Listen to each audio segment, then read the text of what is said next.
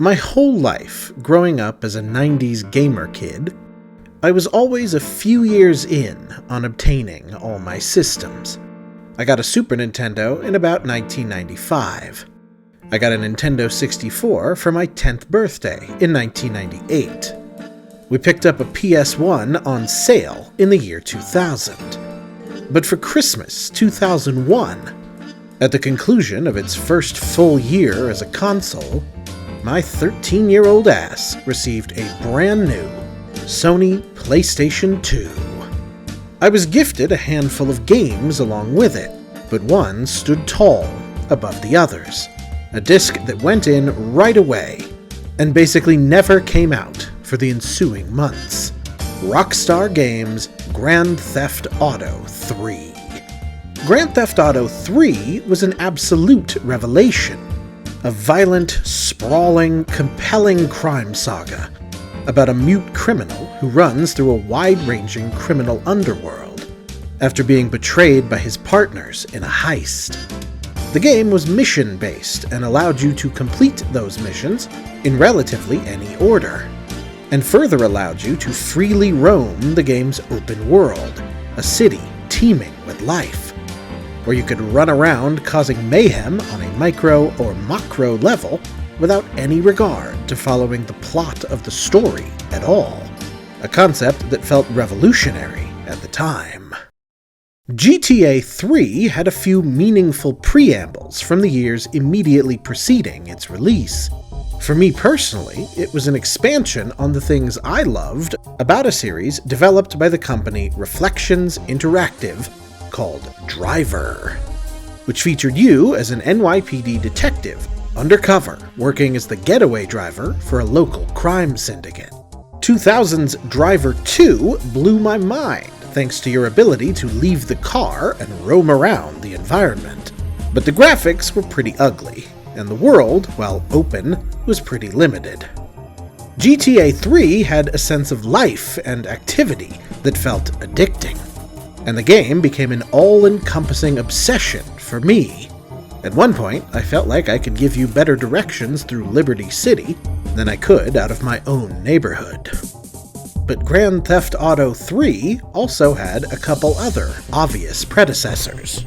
You see that 3? That means there's 2 more. Grand Theft Auto was developed by UK developer DMA Design, who we discussed in the Wild Metal episode, and was originally developed as a game called Race and Chase, where you played a police officer pursuing criminals. Hilariously, they decided to amend this idea because, and this is a direct line from the creators, they thought it sounded dull. So they switched to a hood living a life of crime. The game is presented with a distinctive top-down perspective. The game's creators cited Pac-Man as a direct influence, and is set in 3 cities clearly modeled on New York, San Francisco, and Miami: Liberty City, San Andreas, and Vice City. You pick up jobs initiated through answering payphones, and then set off to stop someone, rob someone, tail someone, extort someone, or even kill someone. Completion of these tasks, as well as attaining an overall high score threshold, will allow you to advance to the next stages. But be aware, even as playing as them would have been dull, there are cops around the stage, and causing criminal actions will raise your notoriety. And if you get arrested, you lose all your equipment and bonuses. The game's progression is linear, but its structure is remarkably open-ended. The game received a lot of attention, both positive and extremely negative, for this freeform structure. You can complete the level's jobs in any order, and you're free to run around causing random mayhem. And you can actually increase your level score by causing death and destruction, or stealing cars and selling them to chop shops.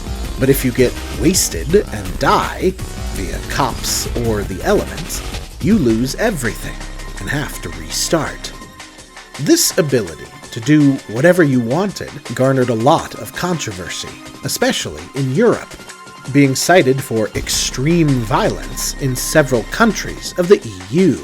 The advertising for this game leaned into this outlaw condemnation, and GTA sold extremely well, releasing in Europe for the 1997 holiday season and spring 1998 in North America. They released a couple minor expansion packs set in 1960s London, and then in fall 1999 out-popped the PC and PlayStation versions of Grand Theft Auto 2, with this Dreamcast port trickling out on the first day of May in the year 2000. This time, the game was set in a sprawling, retro-futuristic metropolis known as Anywhere, USA. The setting here is interesting enough, with residential and industrial areas, and the game introduces a new mob system featuring 3 separate syndicate groups. And the more you work with one syndicate, you gain respect and esteem, allowing you to take higher-level jobs, but causes you to also lose respect with the other syndicates, meaning they will not offer you as much and will in fact cause them to try to attack you on sight. But overall, this is a remarkably similar game, which makes sense considering how fast it was released, on the tail of between 1 and 3 other games in the series.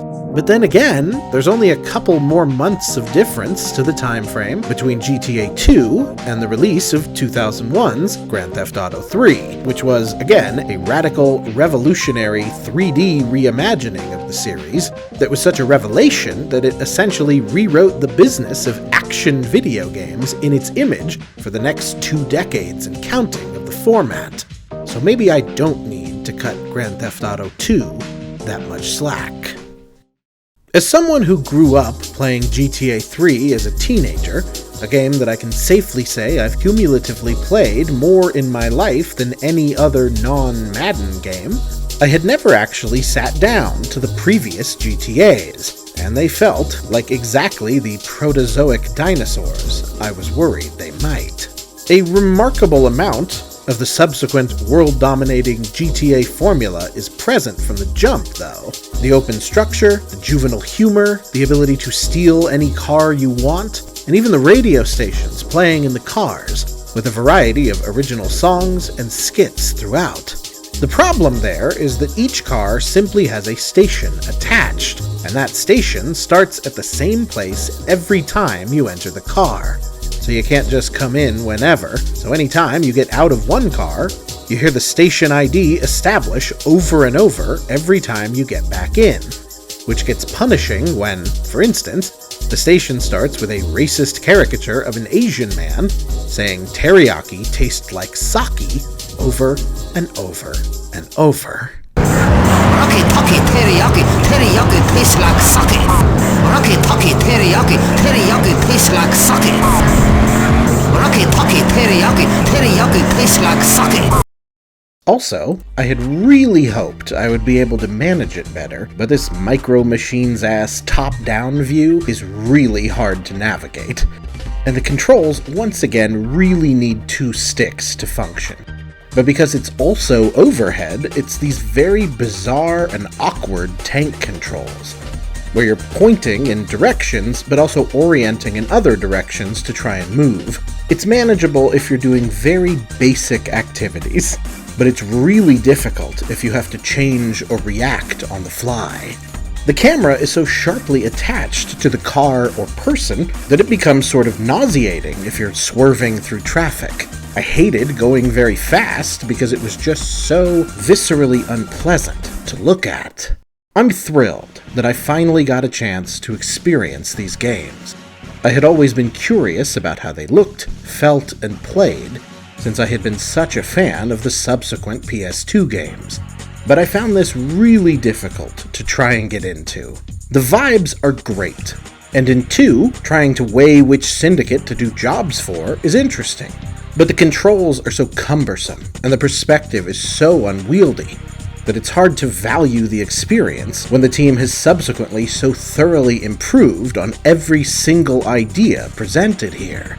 Now, of course, it wouldn't be fair to blame GTA 2 for not being GTA 3, but I can blame it for being far too much GTA 1, and far too much of this feels identical to the original game.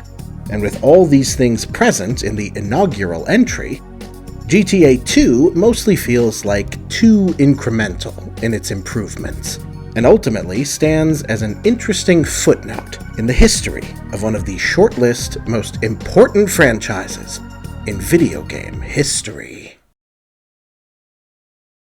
Next time, I don't think those are regulation tires.